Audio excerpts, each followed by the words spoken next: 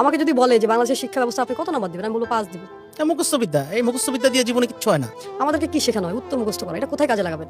আপনাকে আমি যদি বলি যে বঙ্গবন্ধু কত সালে পৃথিবীতে এসেছে, কত সালে গিয়েছে, এটা আমার লাইফে কি ইম্প্যাক্ট ফেলে? কিছু হবে না, এইসব জেনে এই লাভ সাল হবে আমি না। মুখস্থ করে কি করবো? রবীন্দ্রনাথ কত সালে কি করেছে, তার কয়টা বই আছে, ঘোড়া নাকি শেষের কবিতা, লাভ কি আমার জীবনে? প্রশ্ন করা শেখায় না। বাট আপনি দেখেন, যেখানে যান, ইউটিউবে গেলে আপনাকে প্রশ্ন করতে হবে, চ্যাট জিপিটিতে গেলে প্রশ্ন করতে হবে, জীবনে যা চান প্রশ্ন করতে হবে। আপনি কোনো কিছু জানতে চাইলেই প্রশ্ন করতে হবে। সো উইদাউট কোশ্চেন আপনি কিভাবে বড় কিছু হবেন? আপনি শুধু অ্যান্সার খোঁজেন, মুখস্থ করেন। ক্রিয়েটিভ হবে কখন জাতি?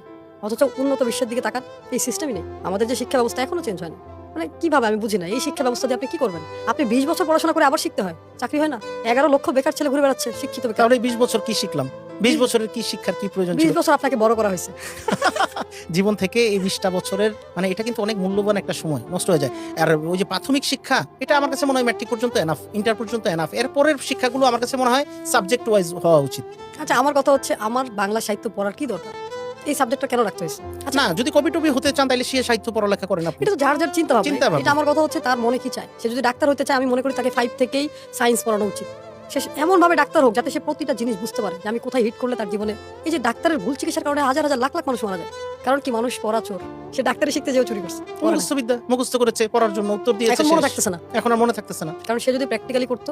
আচ্ছা আমাকে বলেন, এমবিবিএস করার পরে আবার ইন্টার্নি করতে হবে কেন? তার জীবন থেকে কতগুলো সময় নষ্ট না? তাহলে এমবিবিএস এ কি শিখাইলো তাকে? মাস্টার্স পাস করে আবার কম্পিউটার কেন শিখতে হবে? মাস্টার্সের ভেতরেই থাকতো ওই সাবজেক্টগুলো, এই যা যা দরকার এই সাবজেক্টগুলো। 20 বছর শেখার পর ইংলিশ বলতে পারি না আমরা, হুম। তাহলে কি ইংলিশ শেখায়? এই শিক্ষা ব্যবস্থা আমাদেরকে শেখায় দাসত্ব। বিবিএ করার পরে সে চাকরি খোঁজে, তাহলে তার বিজনেস লার্নিং নেওয়ার কি দরকার? মানে আমি যখন এই প্রশ্নগুলো বলে, সবাই বলে যে আপনি কি প্রশ্ন করেন এগুলো? এটা তখন মানুষের কাছে উল্টা মনে হয়। বাট আমি যেটা বলছি ইটস রাইট, কারণ আপনাকে সমাজ এমন ভাবে ট্রেন করছে, আপনার জীবনটা ধ্বংস করছে।